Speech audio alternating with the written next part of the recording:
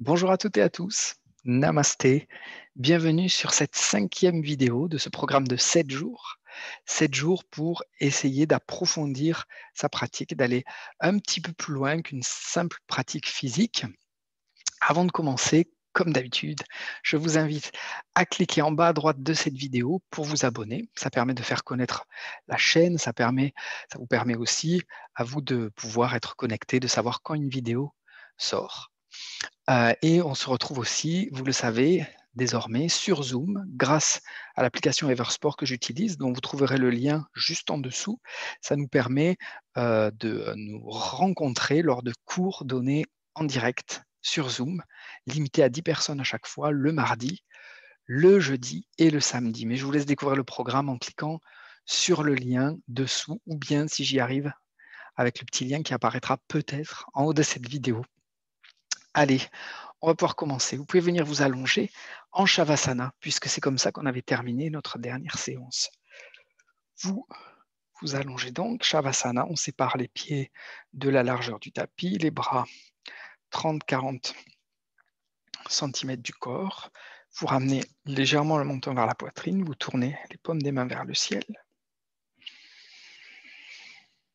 Comme on le voit depuis le début de cette série de vidéos, prenez d'abord le temps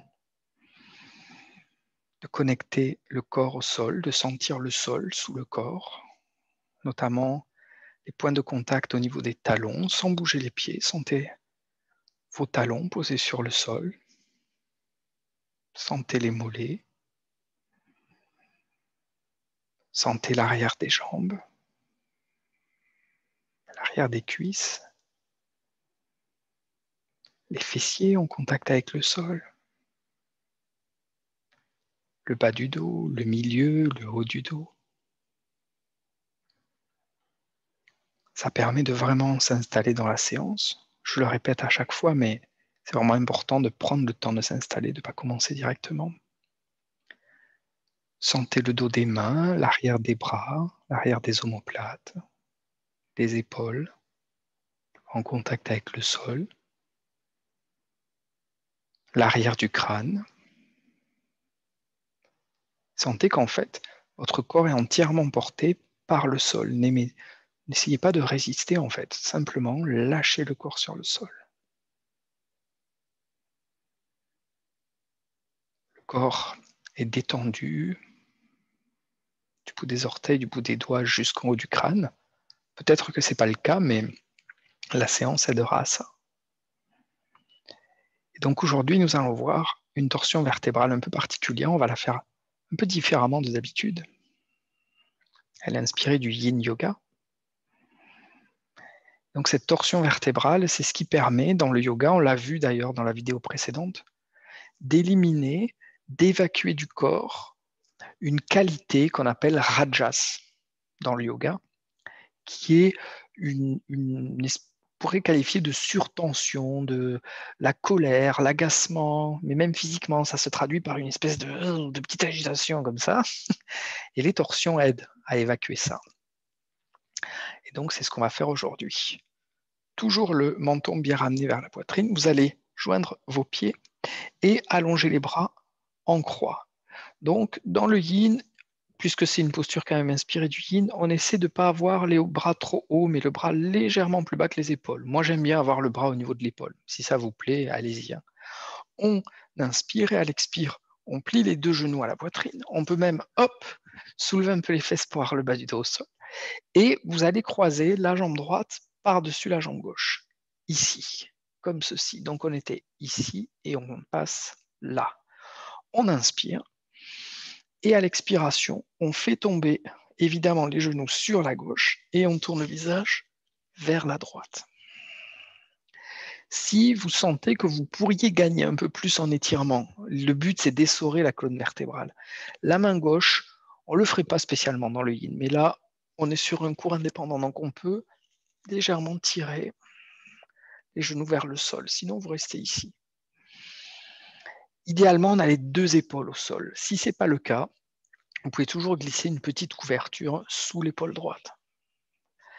Les mains, elles peuvent être soit tournées vers le ciel, mais moi, je vous conseille de les tourner vers le sol parce que ça donne un bon appui, une bonne prise. Et vous respirez. Vous l'avez vu, hein, les jours précédents, on précise la posture à fond, on va dans les moindres détails. Donc sentez ici que ce fameux Hatha Yoga dont on parle depuis le début, l'union entre le soleil et la lune, entre deux opposés supposés, on essaie de le trouver dans chaque posture. Ici, c'est des genoux jusqu'à l'épaule opposée. Donc en fait, vous vous retrouvez avec une espèce de diagonale, un étirement en diagonale, comme un tire-bouchon, en fait, on essore la colonne, comme une serviette pleine d'eau qu'on essorerait. Vous pouvez fermer les yeux et mentalement, essayez de créer une ligne imaginaire entre l'épaule et le genou. Et vous respirez le long de cette ligne imaginaire, comme si vous cherchiez à faire circuler l'énergie que contient l'air. C'est ce qu'on dit dans le yoga, on dit que dans l'air, il y a le prana, la force vitale. Donc imaginez comme une pile en fait, entre ces deux pôles, vous faites circuler cette énergie avec votre souffle, mais aussi avec votre mental qui observe le souffle qui se déplace. Ça peut être intéressant d'aller au bout de l'expiration, en serrant les abdominaux par exemple, légèrement.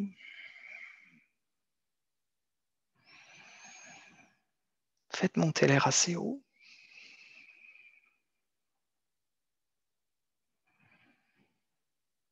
Le souffle est calme, profond, régulier.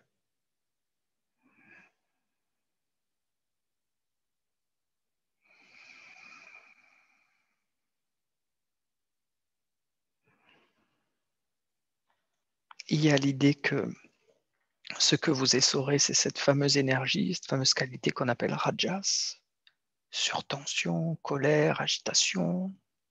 Parfois, les postures de yoga peuvent amener cet état. C'est pour ça que c'est toujours bien de faire aux 3/4 du cours environ une torsion vertébrale. Comme on le voit depuis le début, c'est bien si vous restez concentré sur ce que vous faites. Donc simplement, vous observez le souffle, vous créez cette ligne en diagonale imaginaire. Si vraiment le mental est très agité, vous pouvez, comme on l'a vu, compter les respirations. 3 à l'inspire, j'inspire, Om 1, Om 2, Om 3. 3 à l'expire, Om 1, Om 2, Om 3. Encore quelques instants.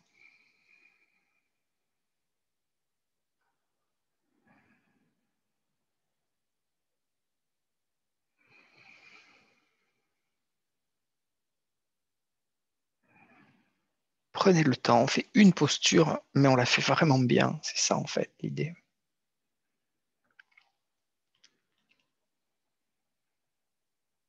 Moi, je suis adepte des grandes séances de 2 heures, 2 heures et demie. Tout le monde ne peut pas se le permettre, soit parce que les personnes n'ont pas forcément le temps, ou bien parce que le corps n'est pas encore prêt. Qu'il vaut mieux, comme je l'ai dit dans une vidéo précédente, bien pratiquer, comme on le fait là, pendant 10-15 minutes, juste une posture, plutôt que de tout faire très rapidement, sans conscience. C'est plus du yoga, c'est ok, hein, c'est du fitness, mais c'est ok, c'est pas vraiment du yoga. Encore une respiration.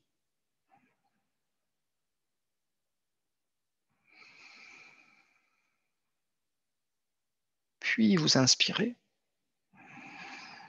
Et à l'expiration, on repasse au centre, la tête et les genoux.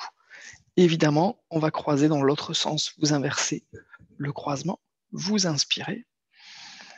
Et à l'expiration, on fait tomber les genoux sur la droite et vous tournez le visage vers la gauche. Si la nuque souffre, ne vous embêtez pas avec la tête, allez moins loin. Respirez. Sentez que le poids des jambes sur le côté droit, en fait, tire sur la colonne et c'est ça qui crée la torsion.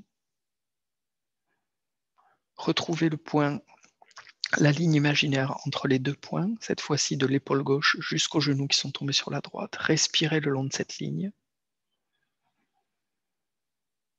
Respirez en diagonale. Ça veut dire que mentalement, vous accompagnez aussi la posture.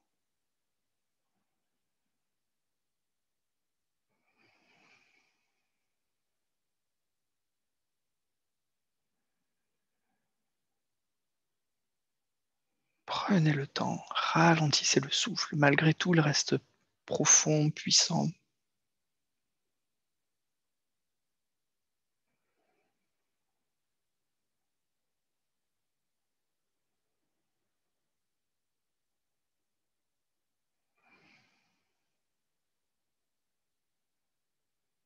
N'hésitez pas à faire monter l'air assez haut. N'hésitez pas à aller au bout de l'expiration en serrant très légèrement les abdominaux à la fin de l'expiration.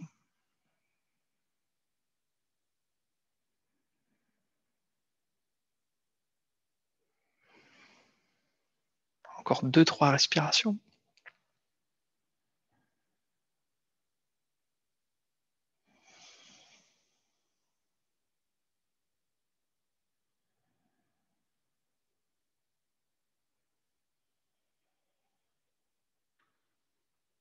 Une dernière respiration.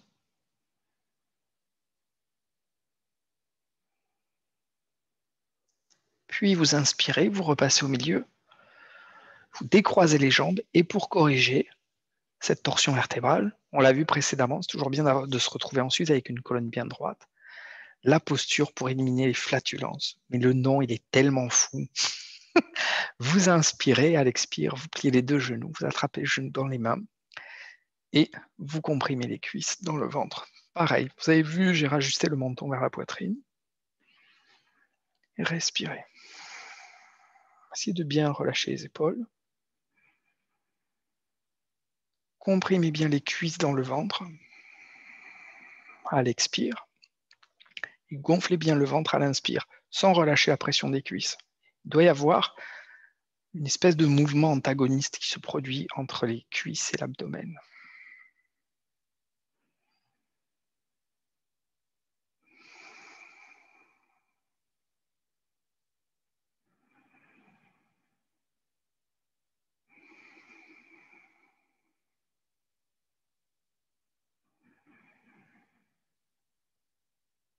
L'idée, c'est que ça masse un minimum les organes internes et que justement, bon, c'est pas très élégant, hein, mais ça fasse bouger les gaz.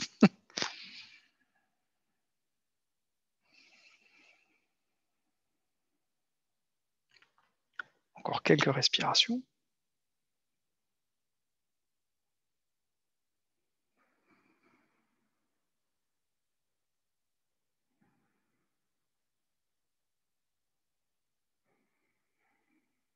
Puis vous inspirez. Et à l'expiration, vous relâchez en Shavasana. Réajustez bien la posture, séparez les talons, les bras, ramenez le menton vers la poitrine. Fermez les yeux.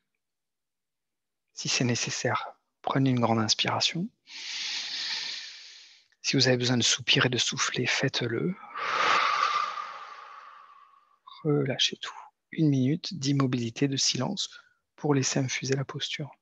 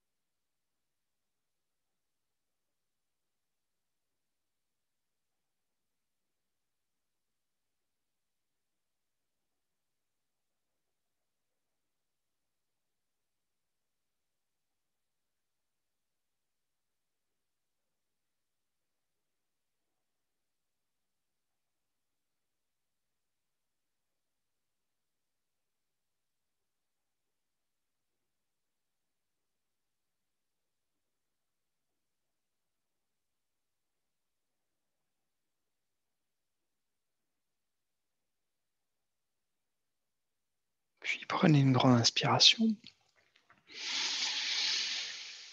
À nouveau, vous pouvez soupirer, souffler, bâiller ou simplement expirer par le nez. joignez les pieds. Inspirez, étirez les bras derrière la tête. Et étirez tout le corps. Et à l'expiration, relâchez, tout doucement, basculez sur le côté. Toujours y aller tout doucement quand on quitte une posture. Puis vous croisez les jambes, simplement confortable, pas forcément un demi-lotus, des jambes en tailleur. Posez les mains sur les genoux, simplement restez quelques secondes en posture assise, comme une transition entre la posture allongée et la reprise des activités de la journée.